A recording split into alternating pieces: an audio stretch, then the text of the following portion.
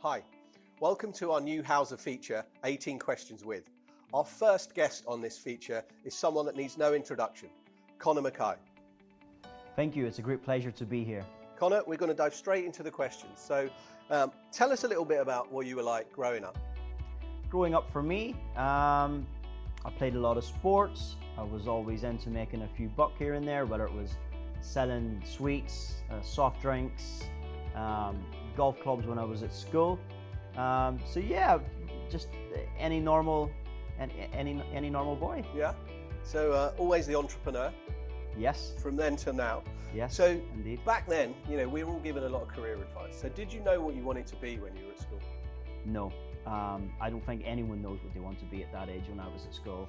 I always had a dream that I wanted to be successful, earn lots of money, have a really, really nice life. But in terms of what I actually wanted to do and what was going to be my career, I had no idea. So looping back on some of that stuff then, so what drew you to Dubai?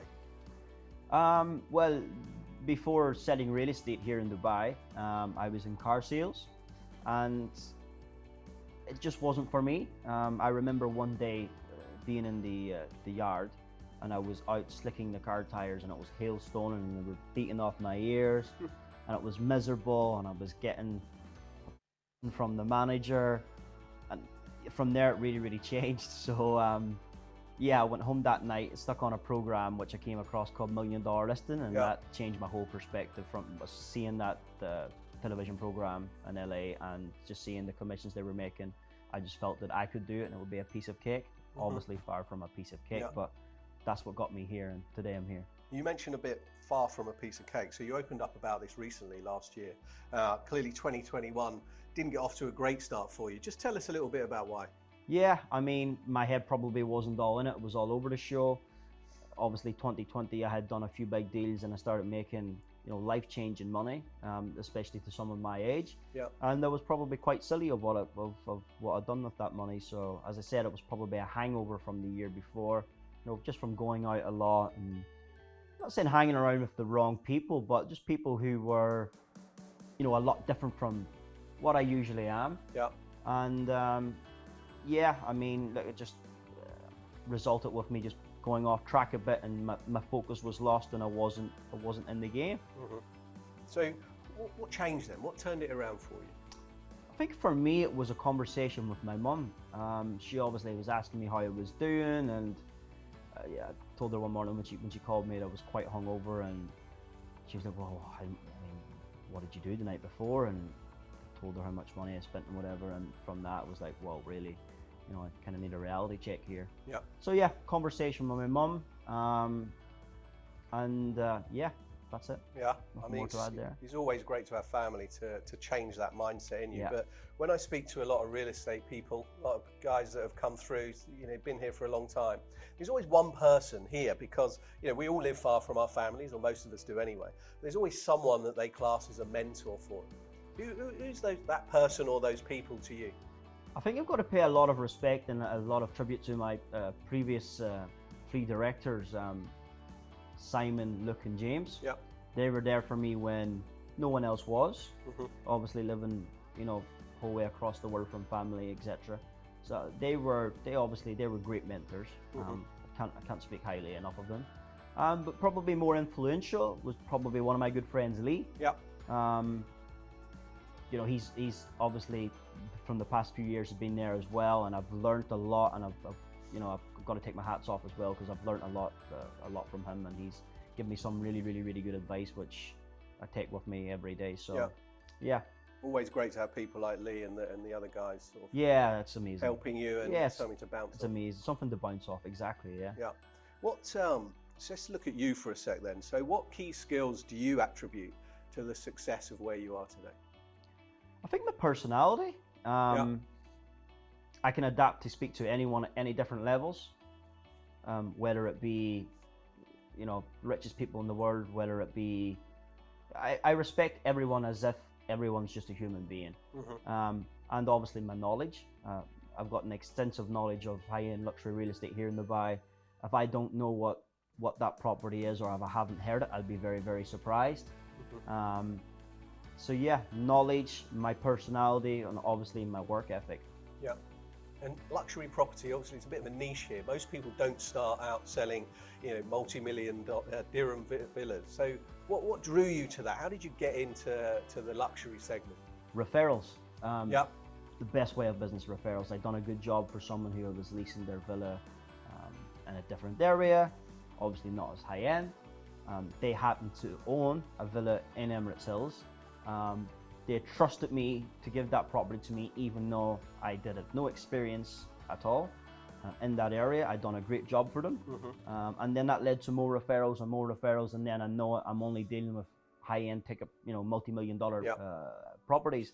And my knowledge obviously became a lot better, and I became the go-to person in luxury real estate in Dubai. Fantastic. Good, great story as well. Referrals. Yeah. I think that's the same as any sales job, right? Whether you're in luxury or dealing in cars, the referrals piece is the best way. Absolutely, absolutely. As we head into 2022, then, new year, new focus, new opportunity. What do you expect the market to happen, or what do you expect to see from the next 12 months ahead of you? Continued success. I think we're going to see some mind-blowing deals happening. I know I've contributed to a lot of the recent high-end deals, but I won't be surprised to see them exceed.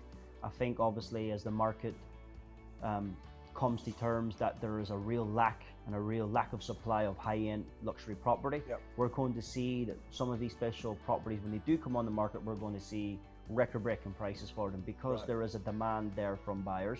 There's an oversupply of buyers at this level in the market, and there's an undersupply of property. And in any business, when there's an oversupply of something and there's an undersupply of something, people tend to pay over and beyond. Yeah, no, absolutely. And I think that, again, that's something that no doubt is going to drive you to beat your current records and have another successful 2022. Absolutely. I see 2022 as 10 times better than 2021. I genuinely do. Yeah. So for every other real estate broker, be on it, because it's going to be a big year. So let's just take what you've said there for other real estate brokers. So what advice would you give to new real estate brokers coming over, starting out their career as you did 5 years ago? 2 things: stay focused and don't get caught up in Dubai lifestyle. Yeah. And obviously it goes without saying, hard work. Just work. Just come here to work to change your life, and you'll do it. So we talk about don't get caught up in the lifestyle.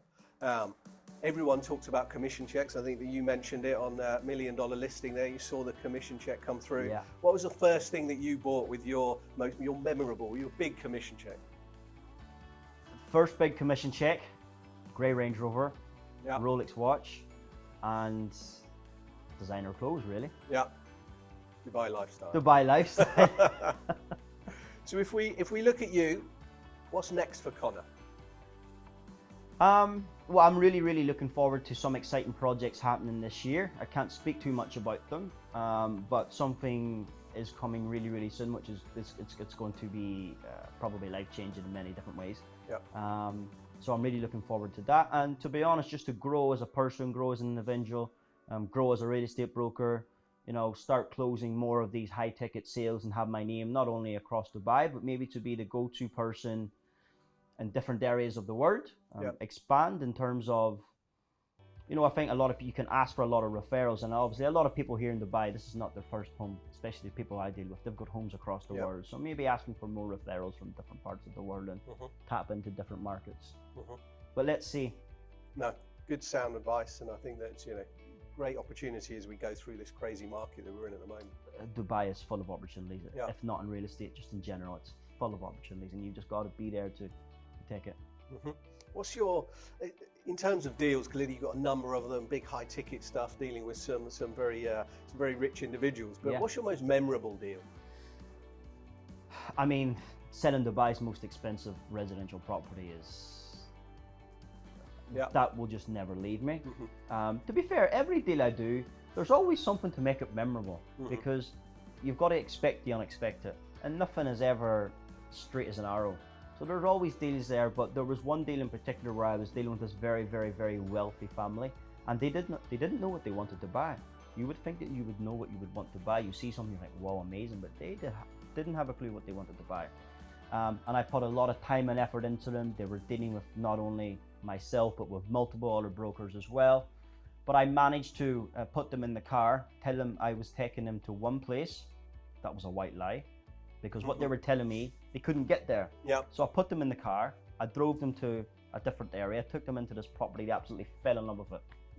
So there was a lot of persistence and that deal, but I had to go with my gut instinct, and that deal, to be honest, it changed my life, because it propelled me into luxury real estate. I got more, you know, exclusive listings in the higher end of the market, and yeah, I guess my name got out there, really. Yeah. Anything you change? No, not a thing. Yeah? Not a thing. Brilliant. Everything happens for a reason. Everything happens, absolutely, absolutely. So with that in mind then, everything happens for a reason. We're going to duck into some quick fire questions. So, dinner party guest, who's the one person that you would take to dinner, dead or alive? Doesn't matter. Who is that one person? My grandmother. Yeah. Who's obviously passed away numerous years ago, even before I came to Dubai. I wasn't, I don't think I was lucky enough to ever take her for dinner. So yeah, if that opportunity was there, obviously that would be it. Nice. Guilty pleasure? Food. Food. Fast Anytime. food. Fast food. Burgers, pizzas. Obviously, I mean, that's a guilty pleasure. Yeah. So yeah. We've spoken a lot about this, so I know the answer already. But cats or dogs? Dogs. Dogs. Yeah. 3 Pomeranians. Absolutely. Any more on the horizon? No, I think I'm good with 3. Good with 3? Yeah, I'm good with 3. Favorite place in the world outside of Dubai and back home? Where's one place where you would? Other than Dubai and back home, Maldives. Yeah. Without doubt. If you ever get the chance to go, I'm lucky enough to have been there a few times. Magical, amazing. One of the best places I've ever seen with my eyes. Amazing, yeah. I'm lucky enough to have been, so it's a very lovely place. Football or rugby? Football. Football? Yeah. Team? Manchester United. Manchester United. I thought it might be Leeds, given your connection to a couple of players there. But yeah, don't tell them that. Stuart won't be happy, but no, Manchester United. Manchester United. Biggest lesson you've learned? Biggest lesson I've learned? Don't lose focus. Yeah. Whether it's personal life, whether it's business life, don't lose focus. Yeah. Stay on track. Stay on track. Sound advice. And going back to 2004, Chris Moll's breakfast show, he used to ask this question to everyone, real highbrow question. What's your favourite cheese? Cheddar. Cheddar cheese. Conor, it's been great talking to you. Thank you ever so much for being the first person on this new Howser feature. It's a pleasure. Thank you for having me. Hopefully lots of people have found it very insightful. And thanks very much. Thank you. Thank you. Thank you. Bye-bye, everyone.